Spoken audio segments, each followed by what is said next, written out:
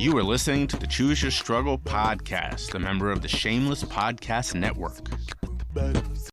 Enjoying the podcast? Consider supporting it on Patreon. You'll get behind-the-scenes looks, sneak peeks, extra bonus content, and best of all, a way to interact with me, your host.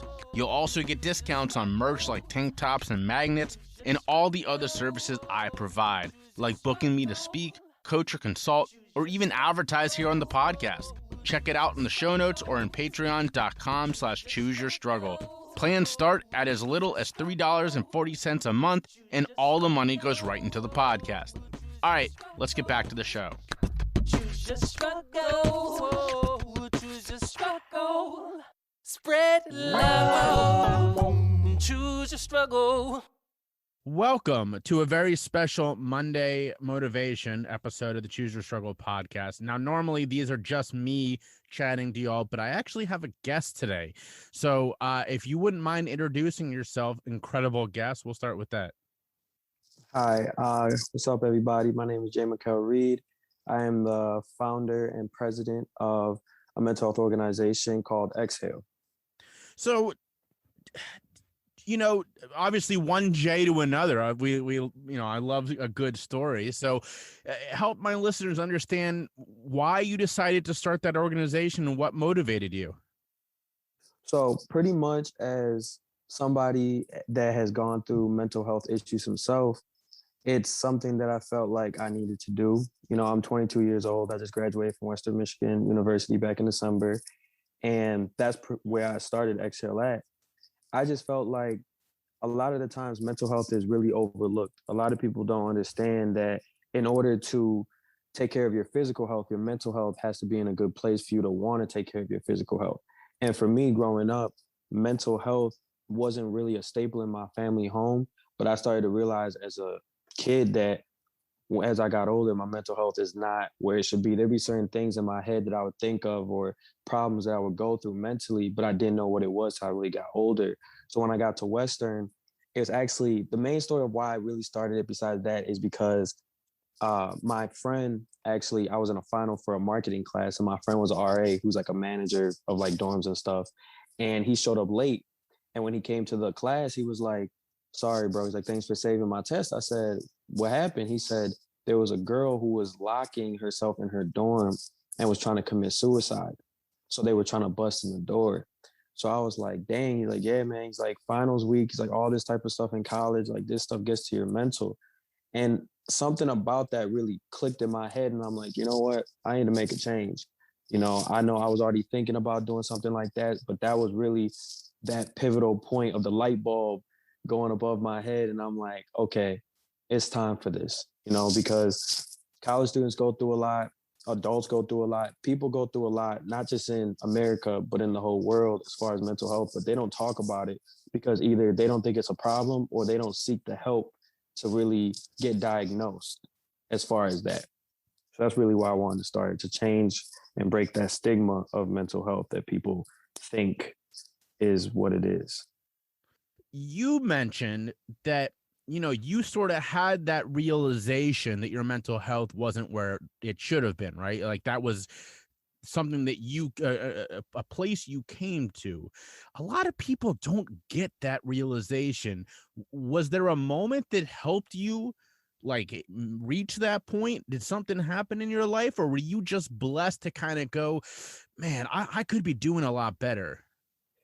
I think, you know, to be honest with you, Jay, from a J to a J, the moment that really made me realize my mental health is something that is not no joke was back in 2018. I lived in the dorms at Western and I was going through a lot.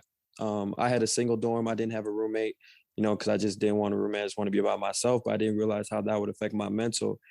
And, you know, there was a situation that happened and I'm not gonna lie, I just didn't want to live anymore. You know, I didn't want to be here anymore. I didn't really want to just go through the day-to-day activities and the ups and downs of life. And, you know, I took some medicine and stuff, you know, I downed it with some liquor and stuff. And when I laid down, it was kind of one of those things laying on that, like the bed and stuff, just looking at the ceiling. And when I closed my eyes that night, I'm not gonna lie to you, I didn't know whether or not I was gonna live or I was gonna die. You know what I mean? So when I woke up in the morning, obviously I felt awful. But the realization really came as I woke up, meaning God didn't want me to end it there. He didn't want to take me just yet. He said, "This is not your time. You don't need to take your own life like this. If your life is gonna end, I'm gonna take it, but you still got stuff to do." And just kind of just going through that experience of whether or not knowing whether I was gonna die or not that night after doing that, and then waking up, that's when I really realized, like, okay, it's time to really take this stuff seriously, as far as my mental, as far as really taking care of myself. And that's what I did from there on. And for me to really get to that point of realizing that I need to take care of my mental, I want others to get to that point to take care of their mental without having to do something like that I did. Because I know, speaking from experience, of how that feels to be so low, to be so down to the point where you don't even want to be here anymore. And it's more to the point where you don't even care about what your family would say, what your friends would say, because it's like it's just you in a box. And whatever they say, they can say, but they're outside that box. They're not in that box with you. So I know how that feels. So I would say that's my most pivotal point of my realization about mental health and just realizing about that. Man, that was well, first off, thank you so much for your vulnerability. And Mm-hmm. I'm so glad that you made it through, as again a person who also lived through a couple of suicide attempts and an actual overdose. you know there's a reckoning on the other side, and it sounds like you had that reckoning, and your motivation had religion in it, but you still were able to sort of wrap your head around that and move in a good direction. And I think that I didn't. It took me a while longer after mine to really start heading in that positive. uh, Mm-hmm. you know there is a lot there's a lot of focus on this at the college level, and that's because for the first time a lot of people are away from home. They don't have their parents kind of looking over their shoulder, and they're also forced to deal with things for the first time in their lives. And yet organizations like yours kind of are springing up or have to exist because colleges aren't doing a great job at helping out students in these moments. Not at all. Not at all, And it's the fact that even my last semester at Western, I actually got recruited by Western to work on the mental health week, like come up with events to kind of be one of the spokespersons along with a couple other students to represent the students' voice. So whenever they would ask me, what type of events should we do? What do you think we should do? I would ask my friends, I would ask students what they think we should do, what would help, because the fact of the matter, especially with COVID, we just felt as students that the school wasn't really taking care of us as good as we thought they should be. They didn't make mental health a priority. They didn't go ahead and professors weren't being lenient on certain things. It was as if they were speeding it up because they're like, oh, it's online classes now. So it should be easier for you guys. So here's this and this and this and this and to do. And at the same time, you're not realizing that students are being affected by COVID. They're having family members that are dying left and right from this pandemic. They got people who are getting affected by it in many different ways, not even just death. It's just people are losing jobs. There's just so many things that plays into mental health in a college student's life that people really don't understand. And I don't knock anybody that didn't go to college, because college and school is not for everybody, and I understand that. But if you do go to college, you go through years of just your mental being tested day in and day out. So they got better with it. The mental health week was amazing. It was great. Shout out to Bree Trainer. She's the mental health outreach person at Western. Shout out to her. She did a great job. But yeah, colleges aren't doing enough. So props to you then for a lot of people. This is something that we kind of talk about a lot just in society as a whole, but a lot of people love to point out what's wrong. And some people, that's their role, is just pointing it out, and but other people say, great, I'm gonna run with that. So talk about for a minute what that was like, where you had this realization like more needs to be done, and you kind of went, and I'm the guy to do it. It was more so like, for me as a kid, I was shy. I really didn't talk a lot. I really didn't, really start hanging out with friends and doing a lot of that to like junior high for real, because I was a shy kid. But then when I got to college and everything, and that whole incident happened, it was one of those things where in life, you can either be on the sidelines or you can play in the game. And that sounds cliche, don't get me wrong, but it's a true statement. A lot of the times people go through life and they just do the typical go to work, do this, do that, and then come home. The typical, they want the, what is it, the yellow house with the white picket fence, that American dream. That's Two cool, and a half kids, right? 2.5 kids, maybe 3 if you can afford it. Exactly. But for me, I just felt like after that realization, I knew what my purpose of life is. I want to help people so that they can be healthy, so that they can live a life and be happy. Because life has its ups and downs, man. And you know that. And if I'm able to create something like X-Hale that is going to make change in the mental health fight, I'm going to do that. Why am I going to just sit down and be like, oh, okay, I could help, but I don't know. No, I'm going to get out there and do it. I'm going to try. I'm going to try to get people to see the vision of what I want to do. I want to work with other people. I want to create programs. I want to make X-Hale big to the point where people see X-Hale and they're like, I know what that stands for. I know what they're trying to do. Like I want people to know that mental health, it's okay to be depressed. It's okay to have anxiety. You're going to get through it. I don't want anybody to feel like that's a burden. And I wanted to make sure people knew that, and coming from somebody who has experienced this, not just somebody who's just doing it to do it. I have my personal stories that I could tell you for days about that.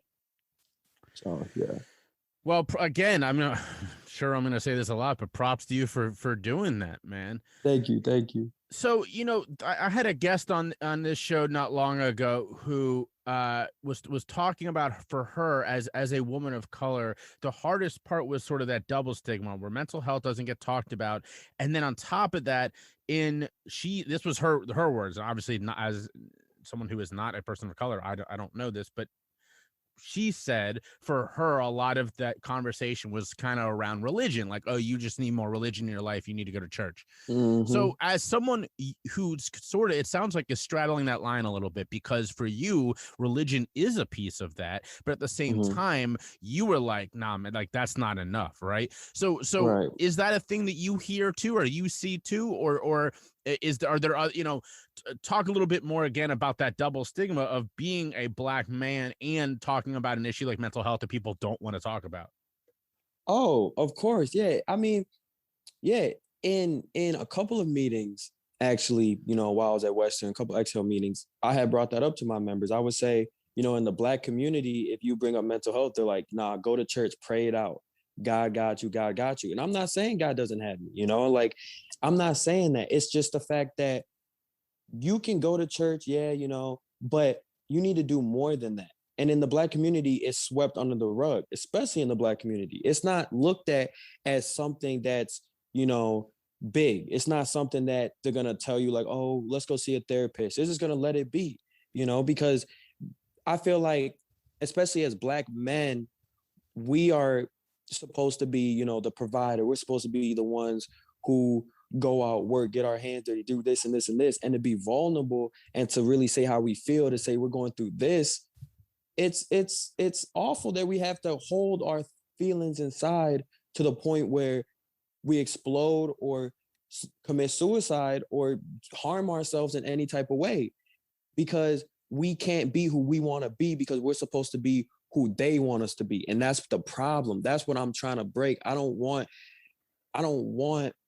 it to keep going where it's in the Black community, the Black men are supposed to just keep doing what they're supposed to do. And even with Black women, they get so ostracized, they get so just so much hate for no reason. And that could take a toll on them too, Black men and Black women, So it's one of those things in the Black community where it needs to be talked about more.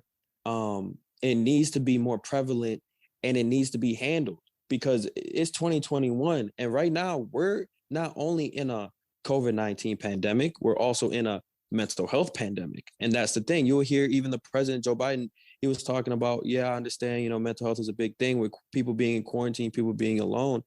Well, if you look at it, there's 450 million people currently suffering from a mental illness, whether they know it or not.